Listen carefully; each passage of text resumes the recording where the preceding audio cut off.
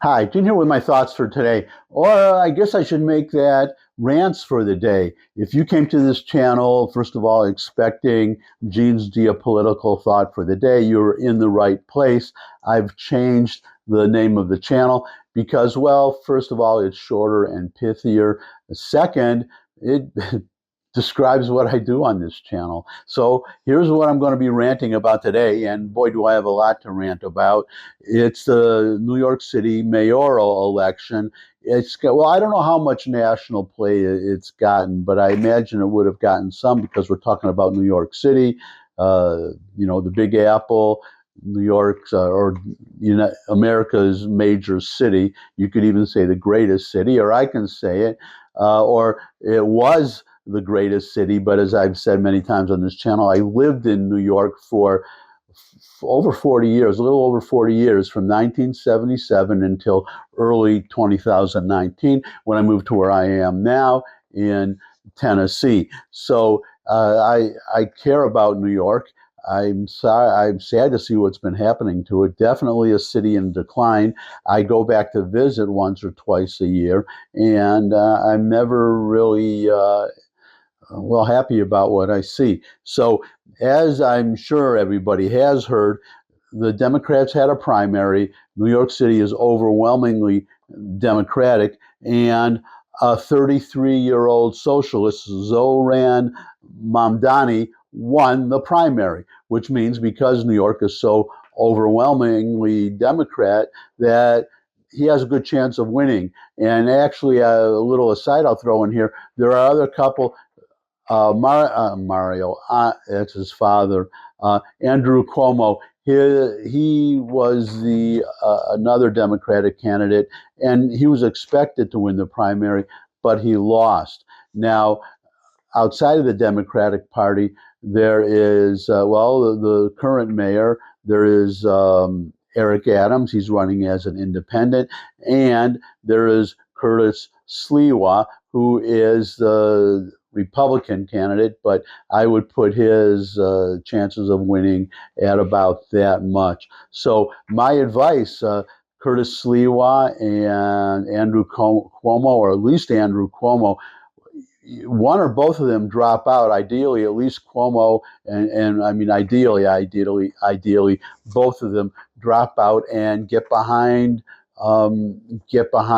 Adams and reelect him. Because first of all, he used to be a Republican. So in a way, you're getting a Republican. He is now an independent, and he has been cooperating with ICE. And well, what if we're going to get to this now? What is Mamdani's? Well, actually, he's he's blatantly anti-Semitic, and I don't want to. That could be a whole separate vlog, but I just want to tell you, if you're any New Yorker, especially his economic policies. So I'm just going to go through them. Let's just go down the list of what he says he would do if he is mayor. No cost childcare, city-run grocery stores, free buses, 200,000 housing units, and freeze the rent. Social workers to replace police, $30 minimum wage. And well, you don't have to have lived in New York to realize how damaging these proposals could be if they ever became law. Now, some of the things that he wants, which one was it?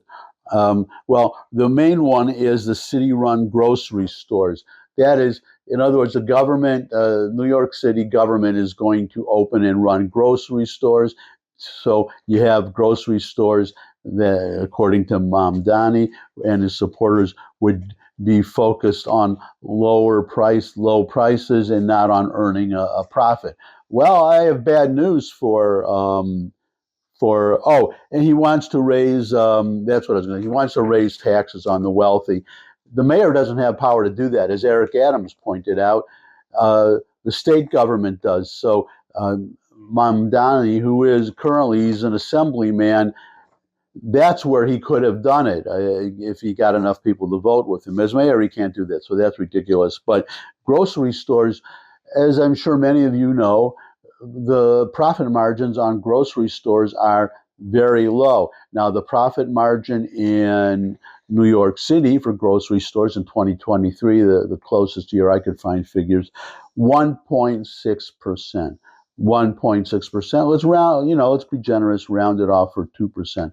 So if you're paying $5 for something, then for grocery, you go to your market and you buy something, let's say it's $5, then if Mamdani in his government store that he fantasizes about, well, that $5 item would cost $4.98, 2 cents. That's what you would save on a $5 item.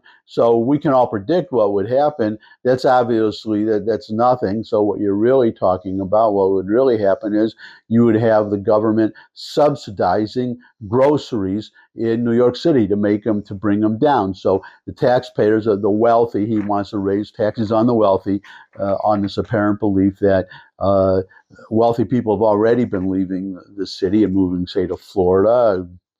Exhibit A, Donald Trump, but I guess he believes that more wealthy people would not leave the city. And I can tell you from experience, I live in Tennessee, very easy to leave the city, and life is fine outside of New York City, because the whole idea of living in New York City was because it was the greatest city in the world and all the wonderful things that are available. But unless you two of the things that are available now are criminal unlawful aliens and other unlawful aliens, and drug use and crime. Crime they have a great police commissioner. Actually, I forgot her name. I forgot her name, but she was urged to run for mayor. She would have been a fantastic mayor, and she turned down. She said she doesn't want to. She's happy being a public servant and does not want to get into politics. But she is the chief of police, and she's doing a fantastic job. She would be another Giuliani, in my opinion, who was the best mayor by far. During the entire 40 years I lived in New York. But the other thing, this one I laughed when I saw it, free buses. He wants free buses. Well, we have free buses in a way in New York City. Again, I lived there, and they have a front entrance and a back entrance. So you would have people I rode the bus, obviously, many times, and you would have, especially out in Harlem where I was living, not so much once you get into Midtown, where I guess you got more honest people, but out in Harlem. So you would have people would enter through the front door and pay their fare. And then you'd have several people pile in through the back door and not pay their fare, because both doors would be open. And I never saw a plain clothes cop suddenly appear and arrest any of these people. So that's what it is. And the same thing with fare jumpers and all. He wants, well, it would not surprise me. I think he said something about free subways. I could be wrong about that, but the same thing. You have fare beaters. So although both of those, as it is right now, the MTA, Metropolitan Transportation Association, they are going, they're just going, well, I won't say broke all the way, but they're running deficits because of all these fare beaters. So if you make the whole thing free, then you make them entirely free, then what's going to happen? Taxes are going to go up. But more important, I'm going to show you a video a little later, somebody who's going to answer, CNN, of course, somebody arguing that things won't be so bad, and then this person explaining how bad it will be, and we'll see that in a minute. But this is the interesting thing. This is the thing that really set me off. This is why I'm changing the channel name to Gene Rants, because this is a real rant. Because before I moved to New York, I was born and bred in Detroit, and I remember this nonsense. And well, here we go. The idea of Mom Donnie's whole program, I mean, is to help poor people and minorities, right? That's the whole idea, help poor people and minorities. And so you would expect him to have won handily among poor people and minorities. But here is an article.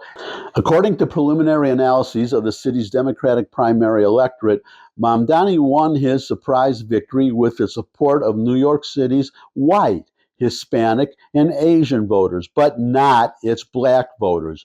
Andrew Cuomo won in the city's majority black precincts by nearly 20 points. And now I'll throw in another little tidbit for you, and that's this is an Emerson College poll. Cuomo leads Mamdani among voters without a four-year college degree, 61% to 39%, while Mamdani leads Cuomo among college-educated voters, 62% to 38%. So this is, again, it's your college, your upper class, college educated whites who support a socialist. This is actually, that's how Castro came to power, by the way. He was supported by the middle class, and look what happened to Cuba. That's the point. You have these people, I guess especially now, they're basically indoctrinated in our liberal, overwhelmingly liberal professorate in our colleges, especially the Ivy League colleges, and they come out with this idea of socialism, which has never worked. Capitalism evolved, and these guys are supposed to, even though evolution applies to species, physical species, not to ideas or philosophies, or politics, but nevertheless, these people believe in evolution, and that's actually that's their argument for socialism, that we are evolving beyond capitalism. Well, if we are, then it doesn't have to be forced in Cuba and all these other countries where it is, North Korea, et cetera, et cetera. So the point being that that capitalism, it just evolved. It turned out, just by trial and error through the ages, it turned out to be the best, not perfect, but the best system. Socialism just came from Karl Marx, just full blown in his head, and not never proven to work anywhere in the world. In fact, throw this a little fact in here: the first pilgrims had a socialistic lifestyle in the beginning. They had a common land, and everybody tilled the same land, that one piece of big land, and they shared equally in the benefits. So you can predict what happened. So they said, well, I'm getting an equal share anyway. Each one saying, I get an equal share. Why should I work hard and let somebody else do most of the work, and I'll get an equal share anyway, which is that's the communist motto: from each according to his ability, to each according to his needs, but from each according to his ability never pans out, never happens, because they say, why should I work harder if I'm not going to get any more?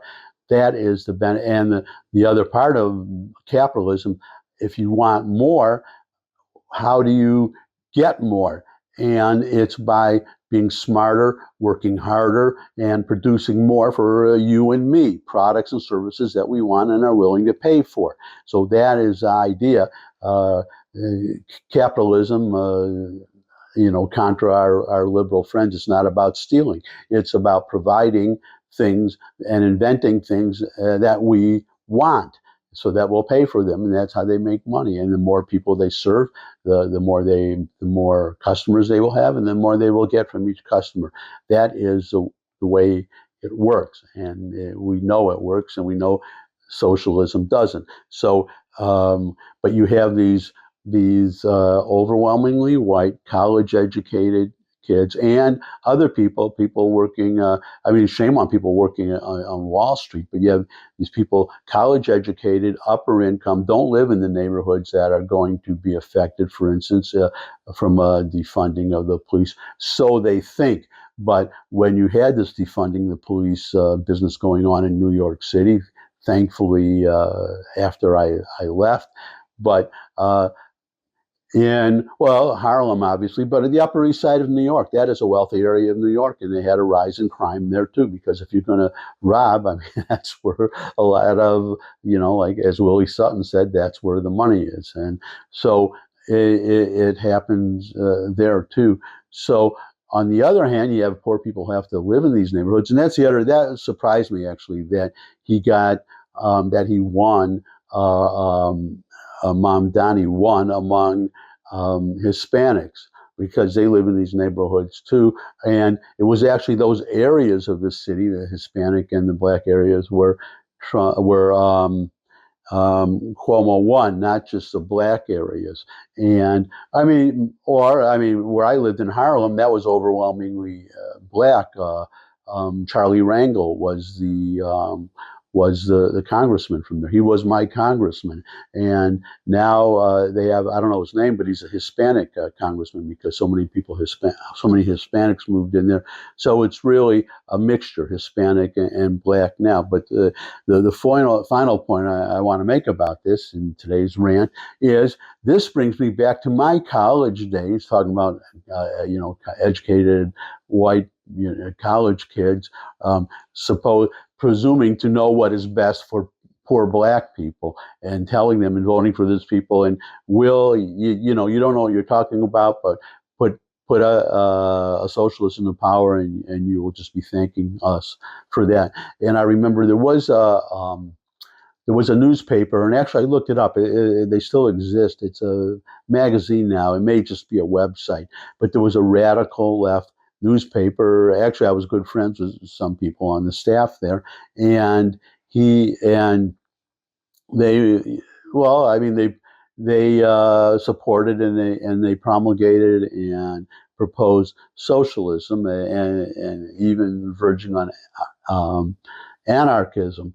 But one thing about them, I'm pretty sure, well, it was definitely these white, college kids, but I think it was people from the Fifth Estate, but they would go to the car factories, the blue collar worker car factories in Detroit, Ford and I don't know how many. Well, Ford is still there, I know, and Chrysler, now Stellantis, I think they're still there, but they are actually building more and more factories. If you build a new factory, they're building them in the South where they have right to work, no unions to worry about, low taxes. I mean, no income tax at all where I live in Tennessee. And Tennessee is a booming car making state, not just for American manufacturers, but for foreign manufacturers.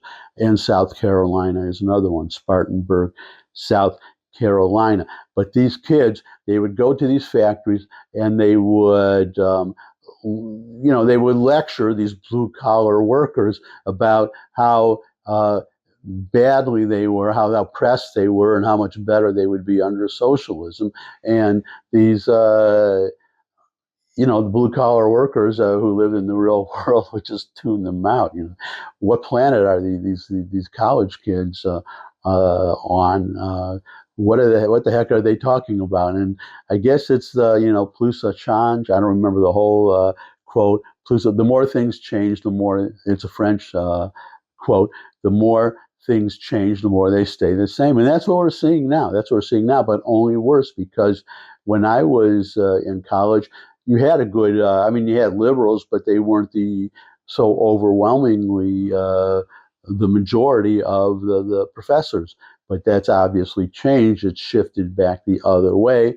And this is the result. And as I said in the title to today's rant, as far as I'm concerned, New York is on a suicide watch right now. We'll have to see what happens. But what I'm going to do right now is I'm going to end on this. I almost forgot, show you a video of somebody on CNN reminding, actually not just saying what would happen if this socialist gets elected, but what has happened, how bad it can be in New York, because people don't remember. I want to ask you a question. What is your evidence that Mamdani would return New York City to the 1970s hellhole Times Square. What is your evidence of It's that? very simple. So he wants to raise taxes on people who make the most money. What eventually is going to happen is you're going to lose that tax base. Once you lose that tax base, our bonds will get degraded. Now the city budget will not be substantial enough to subsidize not only the cops but the fire department, the sanitation department. Once you start losing Wall Street and people who pay $11,000, $12,000 a month to live on the Upper East Side, you're done. Let me ask you. And you go back to the 70s when Gerald Ford said to New York, drop dead. Okay, but hold on, Arthur. Didn't experience, but I moved to New York in 1977, and I experienced it. The problems in New York and its rebirth and under Rudy Giuliani. If they were really smart, if New Yorkers, if you were really smart, forgive and forget, enable, just as they did with Bloomberg, enable Giuliani to bypass or the two-term limits. Bloomberg, he was supposed to serve for 2 terms, and he managed to serve for 3, even though that wasn't the law. Do the same for Giuliani. You make Giuliani mayor again, and you will have you'll have the New York of the 90s that I remember as a great time in New York. And that's it for today. Thanks for stopping by. If you could just subscribe, that would really be great. Your comments always welcome. Comment section below the video. Share this video with anyone you think would benefit from it. But most of all, come back and see me again. I would love to see all of you again. And until I do see all of you again, bye.